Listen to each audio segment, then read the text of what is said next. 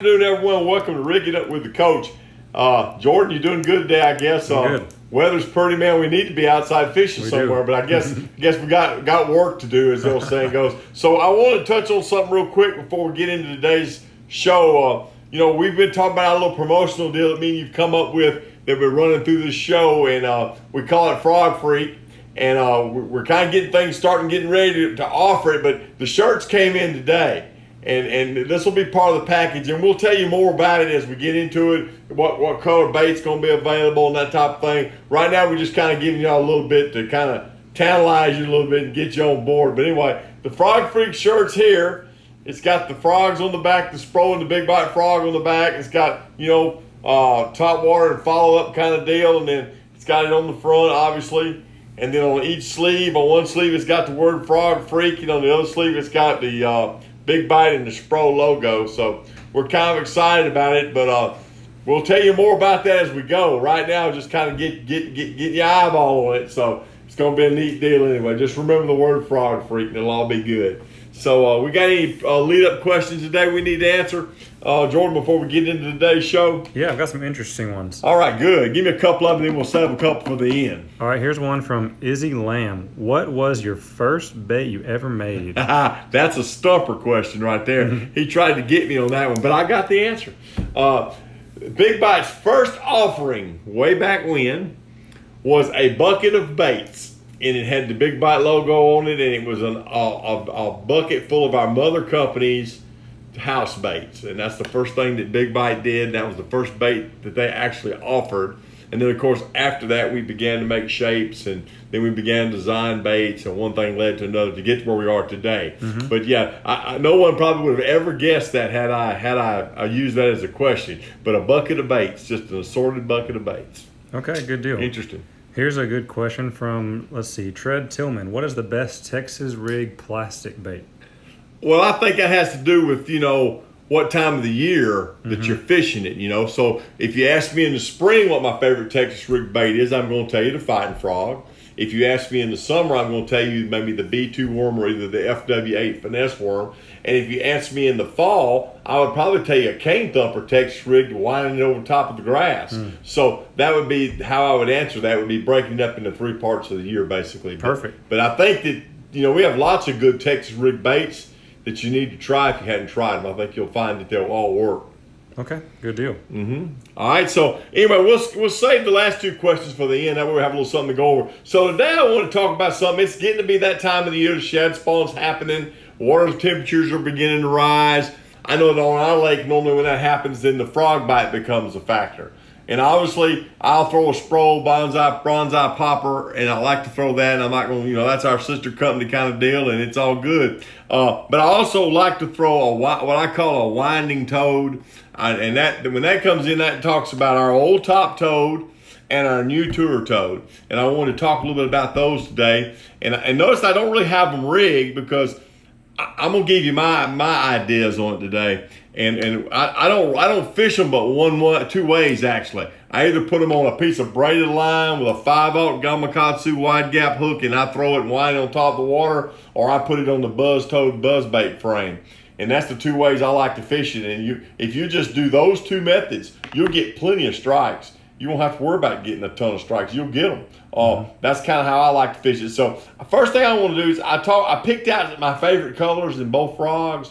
I wanted to share with you a little bit today. The first one I like to talk about is the old top toad. Now, a lot of people didn't like this frog, but I love this frog. And I'm going to tell you why I love it. It casts. You can throw it a long way, okay? And it didn't tear up real bad.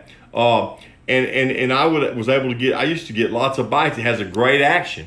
So that's the old top toad frog, and it works real good. I'm gonna compare the two so as we go. And then of course today we now have what we call the buzz of the tour toad, and of course it's got the detachable feet like we've talked. The feet on it are detachable like we talked about. It's more of a streamlined keel type body. The body, you can see it's shaped like a V, like the bottom of your boat, and that kind of makes it ride up through the water more. This particular bait will swim through like lily pads better than this bait. This bait doesn't, because this bait's a more of a wide, flat profile, and it's shorter. This bait's 3.5 inches, where this bait's 4 inches. Okay, but I can assure you of this: this bait kicks just as good as this bait, I can tell you. And you know, actually, if you gave me my druthers, if I was going to throw the bait with a hook and a piece of braid on a frog rod, this is the toad I'm going to throw. I like this bait to do that with. And it catches big fish, okay? If I'm going to put it on that buzz bait, then I'm going to pick this toad to run it with. This is the one I like. But anyway, that's just some of my ideas on it. So the old top toad comes in 8 colors. Okay, we still make this, even though it says it's discontinued, you can still get them.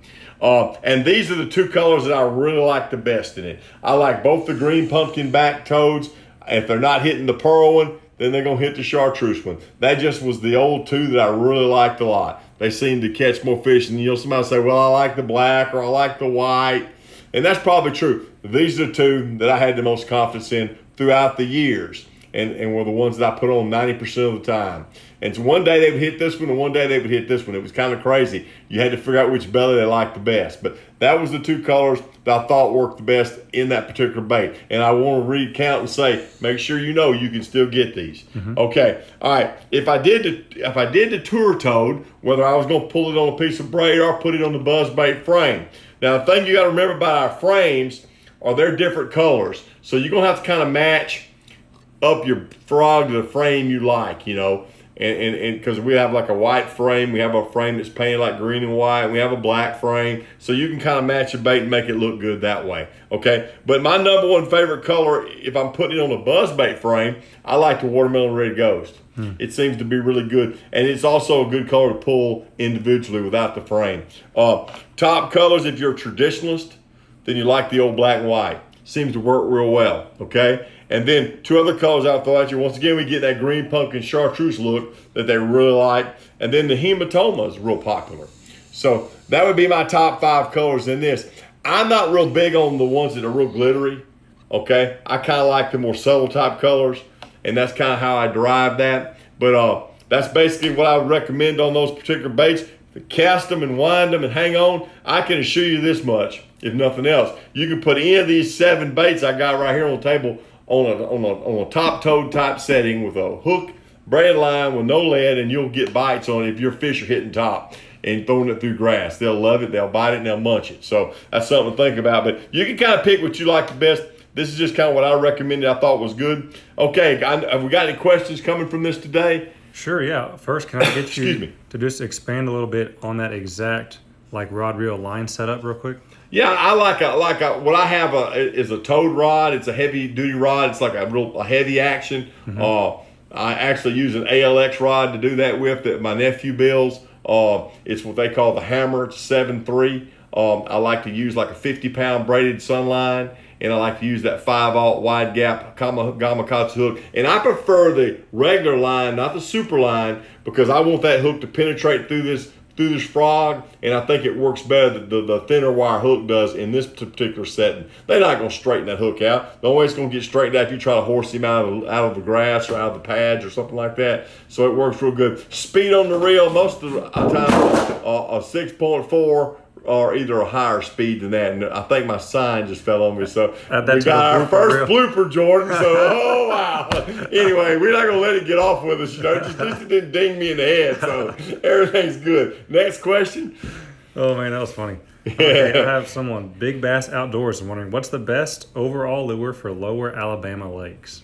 A universal lure, probably. I would use some type of crawl, either the kamikaze crawl or the fighting frog. I think you can never go wrong with a crawl type bait. That seems to be something that works really good in lower Alabama, definitely. Okay, and here's an interesting one from Owen Brown. All right, Owen. What's the craziest color you've seen someone catch them on? Oh, wow. I've seen some crazy stuff in the days. You know, I kind of don't understand why a fish would bite methylate. That's the one, you know. I mean, that's not really that crazy. Or bubble gum. Why in the world? I mean, they're opaque and they're bright, and you wouldn't think, you know, I personally wouldn't eat that. Yeah. But definitely that would be the 2 colors that I would think about, you know, and they're not something that's psychedelic or anything. They're just bright, especially that methylate. It's like something turned on with a light switch, you know, definitely. Yep. So let's see. I think that's all we got for you this week, man. Okay, well, great. Well, we're looking forward to seeing you again next week, and we're going to give you some more ideas about the Frog Freak deal coming up and talk about it. And everything's good here, and we enjoyed seeing y'all today. And keep the questions coming. It's been good, and we'll see y'all next week.